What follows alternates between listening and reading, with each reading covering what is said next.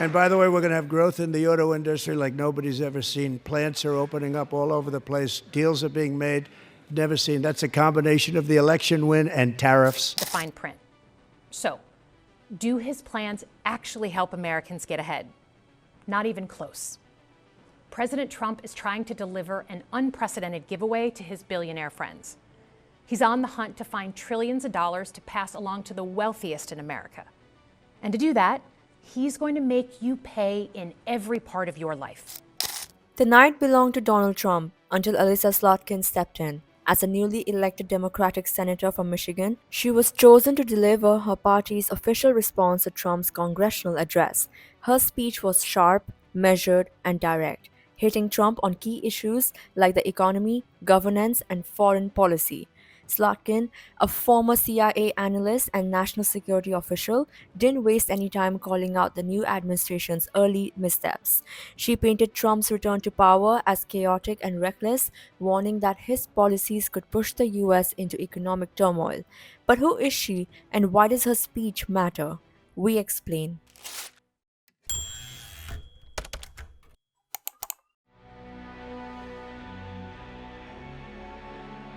For many Americans, Elisa's rebuttal was their first introduction to her, but in Washington, she's seen as a rising star. A former CIA analyst fluent in Arabic and Swahili, Slotkin has spent years in national security, serving in both Republican and Democratic administrations.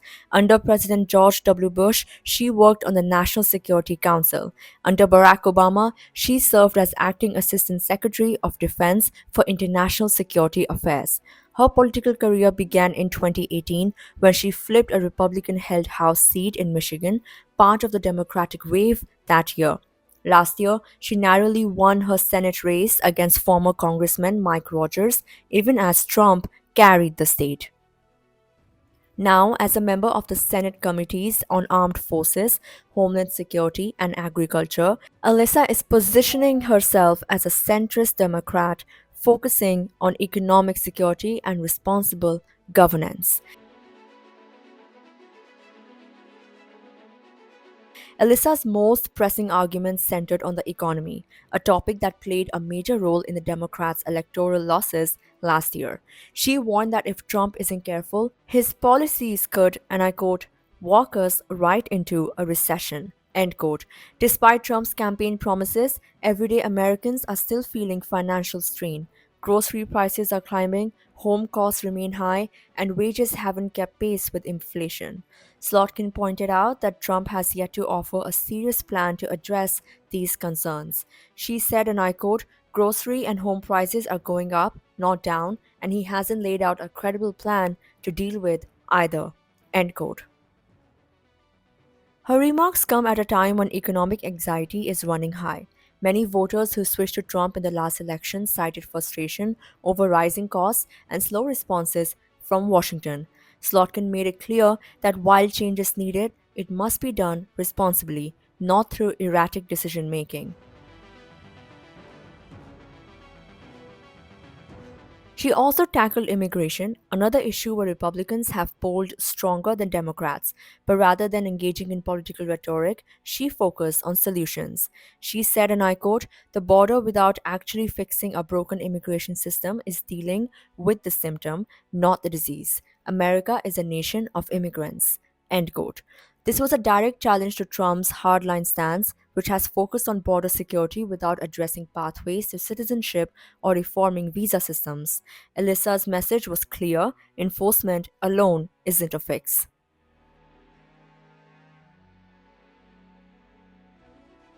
One of the most striking moments of her speech came when she addressed Trump's foreign policy, particularly his handling of US allies and adversaries. She pointed to his recent meeting with Ukrainian President Zelensky, where Trump and Vice President JD Vance publicly humiliated the wartime leader. She said, and I quote, that scene in the Oval Office wasn't just a bad episode of reality TV, it summed up Trump's whole approach to the world. End quote. She accused Trump of favoring authoritarian leaders like Putin while alienating long standing allies like Canada and Europe.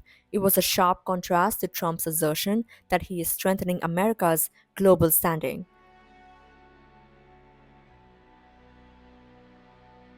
Elissa's speech wasn't just a response to Trump, it was a declaration of leadership. Senate Democratic leader Chuck Schumer called her a rising star in the party, and her performance in this rebuttal solidified that status.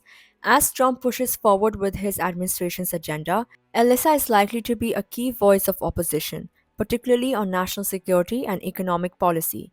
With her sharp delivery, deep experience, and no nonsense approach, Elissa's name is one Americans will likely hear a lot more in the coming years.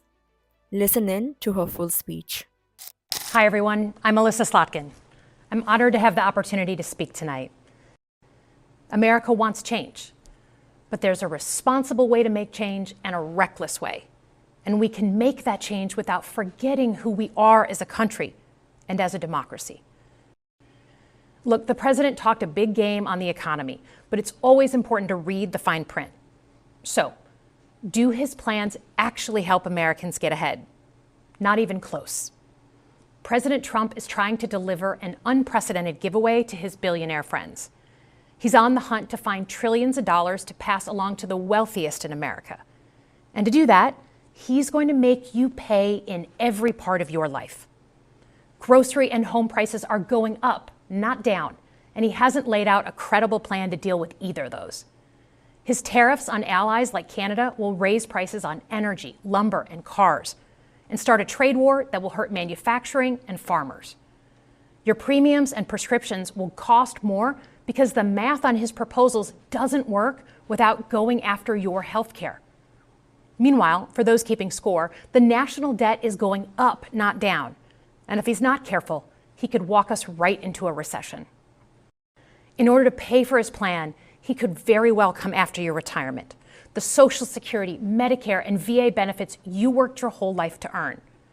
The president claims he won't, but Elon Musk just called Social Security the biggest Ponzi scheme of all time. We need a more efficient government. You want to cut waste? I'll help you do it. But change doesn't need to be chaotic or make us less safe. The mindless firing of people who work to protect our nuclear weapons, keep our planes from crashing, and conduct the research that finds the cure for cancer, only to rehire them 2 days later, no CEO in America could do that without being summarily fired. But securing the border without actually fixing our broken immigration system is dealing with the symptom and not the disease. America is a nation of immigrants. We need a functional system keyed to the needs of our economy that allows vetted people to come and work here legally. So I look forward to the president's plan on that.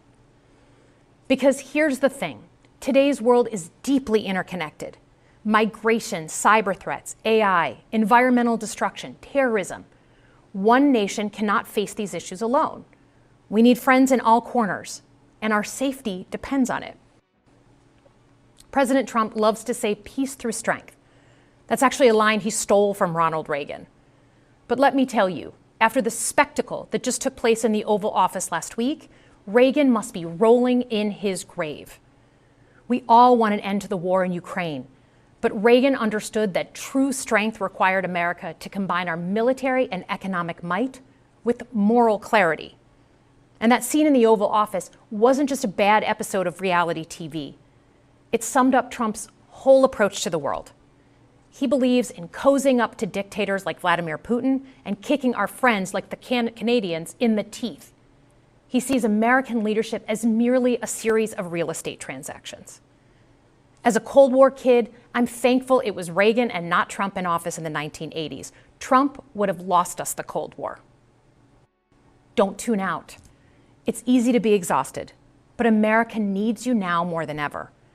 If previous generations had not fought for this democracy, where would we be today? Second, hold your elected officials, including me, accountable. Watch how they're voting. Go to town halls and demand they take action. That's as American as apple pie. Third, organize. Pick just one issue you're passionate about and engage. And doom scrolling doesn't count. Join a group that cares about your issue and act. And if you can't find one, start one.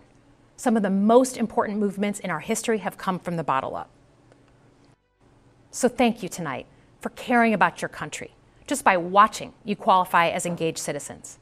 And I promise that I and my fellow Democrats We'll do everything in our power to be the principled leaders that you deserve.